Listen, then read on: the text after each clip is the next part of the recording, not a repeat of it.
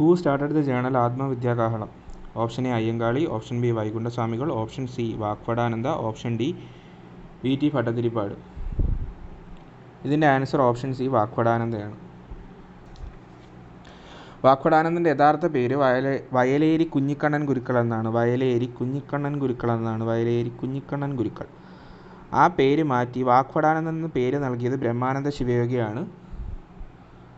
ശിവയോഗ വിലാസം എന്ന് പറയുന്ന ജേണൽ പുറത്തിറക്കിയത് വാഗ്ഭടാനന്ദനാണ്. 1914 ഇത് പുറത്തിറക്കുന്നത്. ഓക്കെ, നമുക്ക് ബാക്കിയുള്ള ഓപ്ഷൻസ് കൂടെ നോക്കാം.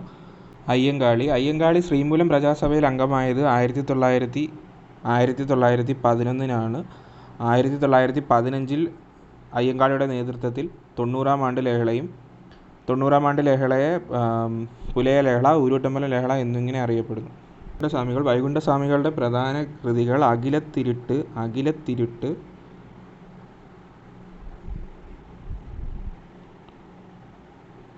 അരുൾനൂൽ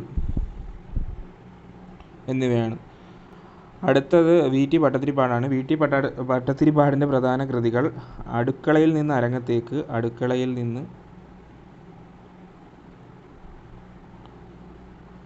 അരങ്ങത്തേക്ക്, കണ്ണീരും കിനാവും. ഇതാദ്യം അടുക്കളയിൽ നിന്ന് അരങ്ങത്തേക്ക് എന്ന നാടകം ആദ്യമായിട്ട് വന്നത് 1929 ഇടക്കുന്നിയിൽ വെച്ചിട്ടാണ്. അതൊക്കെ മുൻവർഷ ചോദ്യങ്ങളാണ്. അടുക്കളയിൽ നിന്ന് അരങ്ങത്തേക്ക് 1929 എവിടെ അവതരിപ്പിച്ചു എന്ന് ചോദിച്ചാൽ അത് ഇടക്കുന്നിയിലാണ് അവതരിപ്പിച്ചത്. കണ്ണീരും കിനാവും അദ്ദേഹത്തിൻ്റെ കൃതിയാണ്. അദ്ദേഹത്തിൻ്റെ ജീവചരിത്രം, ആത്മകഥ പോലത്തെ കൃതിയാണ്. അപ്പോൾ 4 ഓപ്ഷൻസിൽ നമ്മൾ അയ്യങ്കാളിയെക്കുറിച്ച് പറഞ്ഞു. 1911 ശ്രീമൂലം പ്രജാസഭയിൽ അംഗമായ വ്യക്തിയാണ്. 1915 90-ാം ആണ്ട് ലഹളയുടെ മറ്റ് പേരുകൾ പുലയ ലഹള, ഊരൂട്ടമ്പലം ലഹള എന്നിവയാണ്. അടുത്തത് വാഗ്ഭടാനന്ദൻ്റെതിൽ ആത്മവിദ്യാകാഹളം എന്ന് പറയുന്ന ജേണലും ശിവയോഗ വിലാസം എന്ന് പറയുന്ന ജേണലും അദ്ദേഹമാണ് പുറത്തിറക്കിയത്. ശിവയോഗ വിലാസം എന്ന പേര് കേൾക്കുമ്പോൾ ഒരിക്കലും ബ്രഹ്മാനന്ദ ശിവയോഗിയിലോട്ട് പോകരുത്. ബ്രഹ്മാനന്ദ ശിവയോഗിയെ കുറിച്ച് വാഗ്ഭടാനന്ദൻ എഴുതിയ കൃതിയാണ്. അടുത്തത് വി.ടി. ഭട്ടതിരിപ്പാടിൻ്റെ പ്രധാന കൃതികൾ അടുക്കളയിൽ നിന്ന് അരങ്ങത്തേക്ക്, കണ്ണീരും കിനാവും. അടുക്കളയിൽ നിന്ന് അരങ്ങത്തേക്ക് എന്ന കൃതി 1929 ഇടക്കുന്നിയിൽ നാടകമായിട്ട് അവതരിപ്പിച്ചു. അടുത്ത കൃതിയാണ് കണ്ണീരും കിനാവും. അതേപോലെ തന്നെ അടുക്കളയിൽ നിന്ന് പാർലമെൻറ്റിലേക്ക് എന്ന് പറയുന്നൊരു കൃതിയുണ്ട്. അത് ഭാരതി ഉദയഭാനുവിൻ്റെയാണ്. Which article of the Indian constitution described by Ambedkar as the heart and soul? Option A article 14, option B article 24, option C article 32, option D article 52. ഇവിടെ ആൻസറായിട്ട് വരുന്ന ആർട്ടിക്കിൾ 32 ആണ്. ആർട്ടിക്കിൾ 32 പറയുന്നത് റിറ്റ്സിനെ കുറിച്ചാണ്. നമ്മുടെ ഫണ്ടമെൻ്റൽ റൈറ്റ്സിനെ വയലേറ്റ് ചെയ്യുന്നുള്ള ഏതെങ്കിലും ഒരു റൂള് വരികയാണെന്നുണ്ടെങ്കിൽ അതിനെ ബേസ് ചെയ്തിട്ട് ഏതൊരു സിറ്റിസണും കോടതിയെ സമീപിക്കാം, സുപ്രീം കോടതിയെ സമീപിക്കാം എന്നുള്ള ആർട്ടിക്കിളാണ് ആർട്ടിക്കിൾ 32. ഹൈക്കോടതിയെ സമീപിക്കാനുള്ള ആർട്ടിക്കിളാണ് 226. പ്രധാനമായിട്ട് 5 റിട്ടുകളാണുള്ളത്. Habeas corpus, mandamus, quo warranto, certiorari, prohibition. നമുക്ക് അടുത്ത ഓപ്ഷനിലേക്ക് പോകാം. അടുത്ത ഓപ്ഷൻ ആർട്ടിക്കിൾ 14 ആണ്. ആർട്ടിക്കിൾ 14 എന്ന് പറയുന്നത് all are equal before law and entitled to equal protection of the laws. എല്ലാവരും നിയമത്തിന് മുന്നിൽ തുല്യരാണ്. എല്ലാവരും നിയമത്തിന് മുന്നിൽ തുല്യരാണ് എന്ന് പറയുന്ന ആർട്ടിക്കിളാണ് ആർട്ടിക്കിൾ 14. അടുത്തത് ആർട്ടിക്കിൾ 24, ബാലവേല നിരോധനം. അതായത് 14 വയസ്സിന് താഴെയുള്ള ഒരു കുട്ടീനെ ഡേഞ്ചറസ് ആയിട്ടുള്ള ഒരു സിറ്റുവേഷനിലും ജോലിക്ക് നിർത്താൻ പാടില്ല. ഡേഞ്ചറസ് ആയിട്ടുള്ള പ്ലേസസ് എന്ന് പറഞ്ഞു കഴിഞ്ഞാൽ മൈനിങ്, അല്ലെങ്കിൽ ഇപ്പം ഫയർ ക്രാക്കേഴ്സ് ഉണ്ടാക്കുന്ന സ്ഥലങ്ങൾ, അങ്ങനത്തുള്ള സ്ഥലങ്ങളിലൊന്നും 14 വയസ്സിന് താഴെയുള്ള കുട്ടികളെ ജോലിക്ക് നിർത്താൻ പാടില്ല എന്ന് പറയുന്ന ആർട്ടിക്കിളാണ് ആർട്ടിക്കിൾ 24. അടുത്തത് ആർട്ടിക്കിൾ 52 ആണ്. ആർട്ടിക്കിൾ 52 പറയുന്നത് ഇന്ത്യക്ക് ഒരു പ്രസിഡൻറ്റ് ഉണ്ടായിരിക്കണം എന്നാണ്. ഇന്ത്യ ഒരു റിപ്പബ്ലിക് രാജ്യമാണ്. അതുകൊണ്ട് ഇന്ത്യക്ക് എലക്റ്റ് ചെയ്യപ്പെട്ടിട്ടുള്ള ഒരു പ്രസിഡൻറ്റ് എപ്പോഴും ഉണ്ടായിരിക്കണം.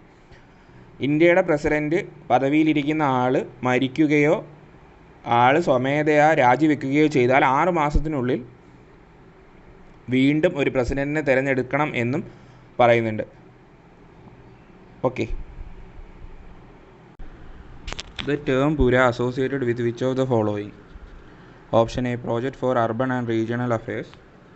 Option B, Provision of Urban Amenities in Rural Areas. Option C, Public Undertaking Regulation Act. Option D, Public Utility Regulatory Analyst. ഇവിടെ answer option B, provision for urban amenities in rural areas. 2004 ഈ പദ്ധതി വരുന്നത്. APJ Abdul കലാമാണ് അതിൻ്റെ ഉപജ്ഞാതാവ്. ഗ്രാമപ്രദേശങ്ങളിൽ നഗരത്തിലെ പോലെ പ്രാഥമിക സൗകര്യങ്ങൾ വികസിപ്പിക്കുക എന്നതാണ് ഈ പദ്ധതിയുടെ ഉദ്ദേശം. അപ്പോൾ 2004 APJ അബ്ദുൽ കലാമാണ് ഈ പദ്ധതി കൊണ്ടുവരുന്നത്. APJ അബ്ദുൽ കലാമാണ് ഈ പദ്ധതിയുടെ ഉപജ്ഞാതാവ്. ഗ്രാമപ്രദേശങ്ങളിൽ നഗരത്തെ പോലെ പ്രാഥമിക സൗകര്യങ്ങൾ വികസിപ്പിക്കുക എന്നതാണ് ഈ പദ്ധതിയുടെ ഉദ്ദേശം. Identify the commission appointed to study the problems connected with the central-state relationship. Option A, Sarkaria Commission. Option B, Mandal Commission. Option C, Librhan Commission. Option D, Nanavati Commission. ഇവിടെ answer option A, Sarkaria commission ആണ്. Central state റിലേഷൻഷിപ്പിനെ കുറിച്ച് പഠിക്കാൻ വേണ്ടി 1983 apply ചെയ്ത കമ്മീഷനാണ് Sarkaria commission. ഇതേപോലെ വേറൊരു കമ്മീഷൻ കൂടിയുണ്ട്, പുഞ്ചി കമ്മീഷൻ. ഏതൊരു ഡിഗ്രി പരീക്ഷ ലെവലിൽ ചോദിച്ച ചോദ്യമാണ് ഇത്, പുഞ്ചി കമ്മീഷൻ. അത് അപ്പോയിൻ്റ് ചെയ്തത് 2007 അതിൻ്റെ ഹെഡെന്ന് പറയുന്നത് Madan Mohan പുഞ്ചിയായിരുന്നു. Madan Mohan പുഞ്ചി. Okay.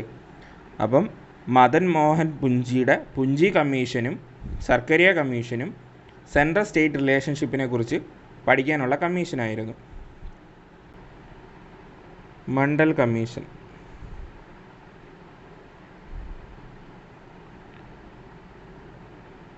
First January 1979 commission form ചെയ്തത്. First January 1989. ആ സമയത്ത് ഇന്ത്യ ഭരിച്ചുകൊണ്ടിരുന്നത് ജനതാ ഗവൺമെൻറ്റാണ്. PM ആയിരുന്നത് മൊറാർജി ദേശായി ആണ്. PM ആയി മൊറാർജി ദേശായിയുടെ ജനതാ ഗവൺമെൻറ് ഇരുന്ന സമയത്താണ് ഫസ്റ്റ് ജൂൺ 1979 മണ്ഡൽ കമ്മീഷൻ വന്നത്. സോഷ്യലി ആൻഡ് എഡ്യൂക്കേഷണലി ബാക്ക്വേർഡ് ആയിട്ടുള്ള ആൾക്കാരെ കണ്ടെത്തുക, അവരുടെ സംവരണം ഉറപ്പുവരുത്താൻ വേണ്ടിയിട്ടുള്ളൊരു കമ്മീഷനായിരുന്നു. അതുകൊണ്ട് മണ്ഡൽ കമ്മീഷൻ അറിയപ്പെടുന്ന മറ്റൊരു പേര് socially and educationally backward classes commission എന്നാണ്. അടുത്ത കമ്മീഷൻ ലിബർഹാൻ കമ്മീഷനാണ്. ലിബർഹാൻ കമ്മീഷൻ. ബാബറി മസ്ജിദ് 1992 ബാബറി മസ്ജിദ് പൊളിക്കലുമായി ബന്ധപ്പെട്ട് വന്ന കമ്മീഷനാണ് ലിബർഹാൻ കമ്മീഷൻ. അത് ഹെഡ് ചെയ്തത് MS ലിബർഹാൻ ആണ്. ഫോം ചെയ്തത് 16 ഡിസംബർ 1992 ലിബർഹാൻ കമ്മീഷൻ 1992 ബാബറി മസ്ജിദ് പൊളിക്കലുമായി ബന്ധപ്പെട്ട് വന്ന കമ്മീഷനാണ്. ലിബർഹാൻ കമ്മീഷൻ്റെ ഹെഡ് ആരായിരുന്നു എന്ന് ചോദിച്ചാൽ MS ലിബർഹാൻ ആണ്. എന്നാണ് ഫോം ചെയ്തതെന്ന് ചോദിച്ചാൽ 16 ഡിസംബർ 1992. ലിബർഹാൻ കമ്മീഷൻ റിപ്പോർട്ട് സമർപ്പിച്ചത് ജൂൺ 30, 2009. അന്നത്തെ PM ആരായിരുന്നു എന്ന് ചോദിച്ചാൽ അത് മൻമോഹൻ സിംഗ് ആയിരുന്നു. അപ്പോൾ ലിബർഹാൻ കമ്മീഷൻ ബാബറി മസ്ജിദ് 1992 ബാബറി മസ്ജിദ് പൊളിക്കലുമായി ബന്ധപ്പെട്ട് വന്ന കമ്മീഷനാണ് ലിബർഹാൻ കമ്മീഷൻ. അതിനെക്കുറിച്ച് അന്വേഷിക്കാൻ വന്ന കമ്മീഷനാണ് Liberhan commission. Liberhan commission head ചെയ്തത് MS ലിബർഹാൻ ആണ്. ലിബർഹാൻ കമ്മീഷൻ ഫോം ചെയ്തത് 16 ഡിസംബർ 1992. നമുക്ക് എല്ലാവർക്കും അറിയാം Babri Masjid December 6 പൊളിക്കപ്പെടുന്നത്. December 16 Liberhan commission വരുന്നു ഇതിനെക്കുറിച്ച് അന്വേഷിക്കാൻ വേണ്ടിയിട്ട്. ലിബർഹാൻ കമ്മീഷൻ ഏറ്റവും കൂടുതൽ തവണ എക്സ്റ്റൻഷൻ വാങ്ങിച്ചിട്ടുള്ളൊരു കമ്മീഷനാണ്. ഏകദേശം 48 തവണ എക്സ്റ്റൻഷൻ വാങ്ങിച്ച് 2009 ജൂൺ 30 ലിബർഹാൻ തൻ്റെ റിപ്പോർട്ട് സമർപ്പിക്കുന്നത്. ആ സമയത്ത് ഇന്ത്യ ഭരിച്ചുകൊണ്ടിരുന്നത് മൻമോഹൻ സിംഗ് ആണ്. പ്രധാനമന്ത്രിയായിരുന്നത് മൻമോഹൻ സിംഗ് ആണ്. അടുത്ത കമ്മീഷൻ നാനാവതി കമ്മീഷൻ. നാനാവതി കമ്മീഷൻ്റെ ഹെഡ് ആരാണെന്ന് ചോദിച്ചാൽ GT നാനാവതി. GT നാനാവതി. 2002 ഗുജറാത്തിലെ ഗോദ്ര കലാപത്തെ കുറിച്ച് അന്വേഷിക്കാൻ വേണ്ടി നിയമിതയായ കമ്മീഷനാണ്. ഈ കമ്മീഷനെ അപ്പോയിൻ്റ് ചെയ്തത് ഗുജറാത്ത് ഹൈക്കോർട്ടാണ്. അപ്പോൾ നാനാവതി കമ്മീഷൻ ഹെഡ് ചെയ്തത് GT നാനാവതി. 2002 ഗുജറാത്തിൽ നടന്ന ഗോദ്ര കലാപത്തെക്കുറിച്ച് അന്വേഷിക്കാൻ വേണ്ടി വന്ന കമ്മീഷനാണ് നാനാവതി കമ്മീഷൻ. ഈ നാനാവതി കമ്മീഷനെ അപ്പോയിൻ്റ് ചെയ്തത് ഗുജറാത്ത് ഹൈക്കോർട്ടാണ്. അടുത്ത question. In which year Indian parliament pass the protection of women from domestic violence act? 2009, option B 2010, option C 2007, option D 2005. Here the correct option is 2005. Protection of women from domestic violence act പാസ്സാക്കിയത് 2005 പക്ഷേ എന്ന് നിലവിൽ വന്നതെന്ന് ചോദിച്ചാൽ അത് 2006 October 26 അപ്പോൾ സ്ത്രീധന നിരോധന നിയമം അല്ലെങ്കിൽ protection of women against domestic violence act parliament പാസ്സാക്കിയത് 2005. Came to force on 2006 October 26. Parliament പാസ്സാക്കിയത് 2005, നിലവിൽ വന്നത് 2006 ഒക്ടോബർ 26. സ്ത്രീധന നിരോധന നിയമം ഇന്ത്യയിൽ നിലവിൽ വന്നത് 1961. കേരളത്തിലെ ദേശീയോത്സവമായി ഓണത്തെ പ്രഖ്യാപിച്ച വർഷവും 1961. സ്ത്രീധന നിരോധന നിയമം നിലവിൽ വന്നത് 1961.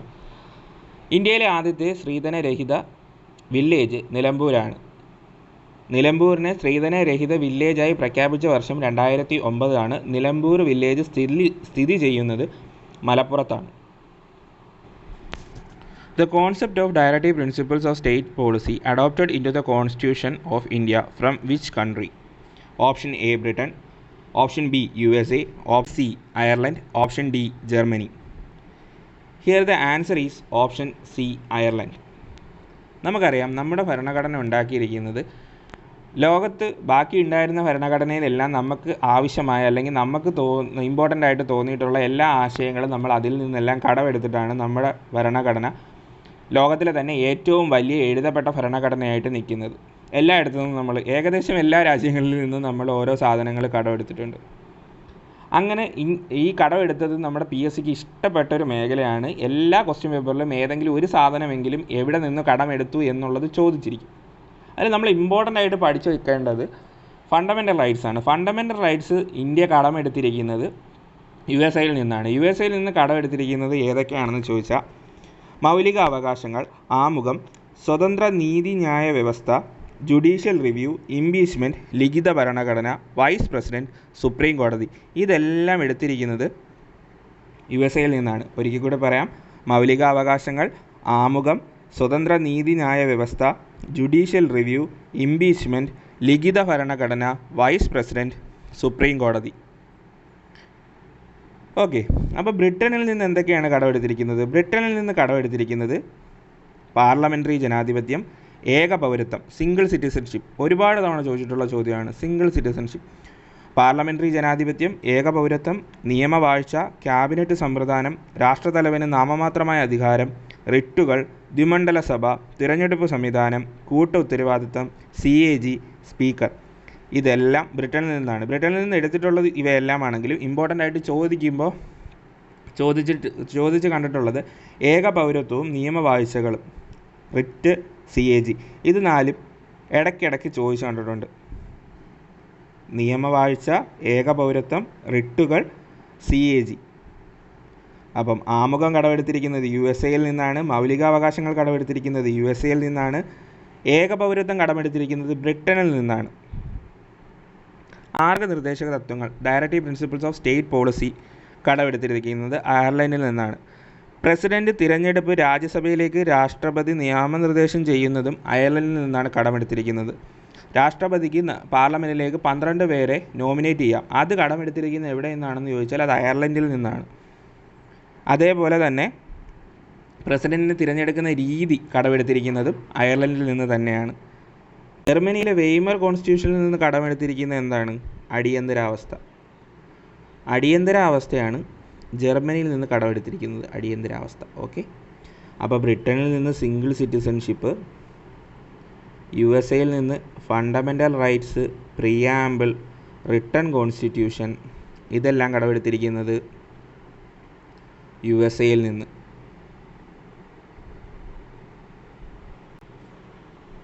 മൗലിക കടമകൾ കടമെടുത്തിരിക്കുന്നത് എവിടെ നിന്നാണ്? മൗലിക കടമകൾ റഷ്യയിൽ നിന്നാണ്. പഞ്ചവത്സര പദ്ധതിയും റഷ്യയിൽ നിന്നാണ്. USSR എന്നാണ് അന്ന് അറിയപ്പെട്ടിരുന്നത്. അപ്പം മൗലിക അവകാശങ്ങൾ ഫണ്ടമെൻ്റൽ റൈറ്റ്സ് USA നിന്ന്, മൗലിക കടമകൾ അതായത് ഫണ്ടമെൻ്റൽ ഡ്യൂട്ടീസ് റഷ്യയിൽ നിന്ന്, നിർദ്ദേശക തത്വങ്ങൾ DPSPs കടമെടുത്തിരിക്കുന്നത് അയർലൻഡിൽ നിന്ന്. തിരിഞ്ഞു പോകരുത്, നല്ലപോലെ പഠിച്ചു നോക്കണം. Which part of Indian constitution deals with fundamental rights? Option A part 3, option B part 4, option C part 6, option D part 1. Here the answer is part 3. Article 12 മുതൽ 35 വരെ ഇൻക്ലൂഡ് ചെയ്യുന്ന പാർട്ട് 3 ആണ് ഫണ്ടമെൻ്റൽ റൈറ്റ്സ്. പാർട്ട് 4 എന്താണ്? DPSPs, directive principles of state policy, നിർദ്ദേശക തത്വങ്ങൾ. 36 മുതൽ 51 article വരെ, 36 മുതൽ 51 ആർട്ടിക്കിൾ വരെ. പാർട്ട് 6 എന്തിനെക്കുറിച്ചാണ് പറയുന്നത്? സ്റ്റേറ്റ്സിനെ കുറിച്ചാണ് പറയുന്നത്. 152 മുതൽ 237 വരെ. ഗവർണർ, CM, പിന്നെ സ്റ്റേറ്റ് ലെജിസ്ലേറ്റീവ് അസംബ്ലി, അതിനെക്കുറിച്ചൊക്കെ പറയുന്ന പാർട്ടാണ് പാർട്ട് 6 സ്റ്റേറ്റ്. പാർട്ട് 1 എന്താണ്? Union and it's